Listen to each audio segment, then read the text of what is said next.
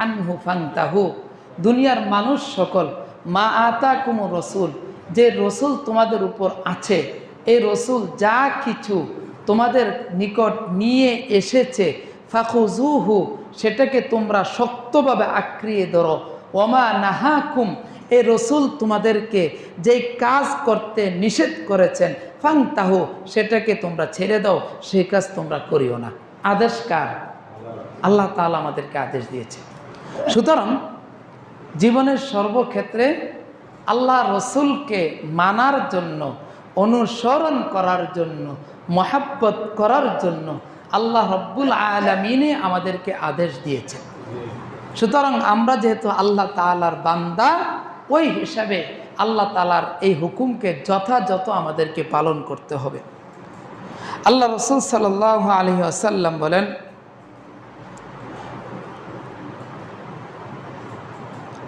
قال النبي صلى الله عليه وسلم كل উম্মতি ইয়াদখুলুনাল জান্নাহ।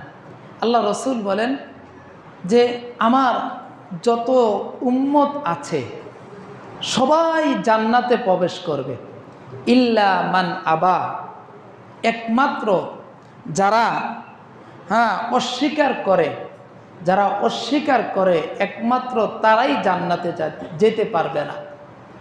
সাহাবাই কেরাম কৌতূহল বশত জিজ্ঞাসা করলেন, ইয়া রাসূলুল্লাহ, সবাই তো জান্নাতে যাবে ঠিক আছে, কিন্তু কারা আপনাকে অস্বীকার করে?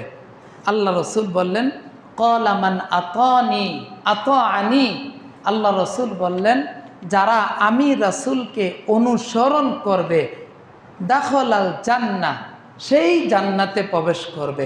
ওমান আসানি, আর যে আমি রসুলকে মানবে না, আমি রসুলের অনুসরণ করবে না, আমি রসুলের আদর্শকে গ্রহণ করবে না, ফাকদ আবা, তারাই হচ্ছে অস্বীকারী। আল্লাহ রসুলকে অনুসরণ করলেই আমাদের স্থান হবে জান্নাতে। আর যারা আল্লাহ রসুলকে মানবে না, আল্লাহ রসুলকে অনুসরণ করবে না, আল্লাহ রসুলকে মহাব্বত করবে না, ফাকদ আবা, তারা হচ্ছে অস্বীকারী।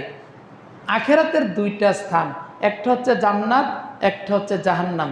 আল্লাহ রসুলকে যারা মানলো, মেনে তো তারা চলে গেল কোথায়? জান্নাতে।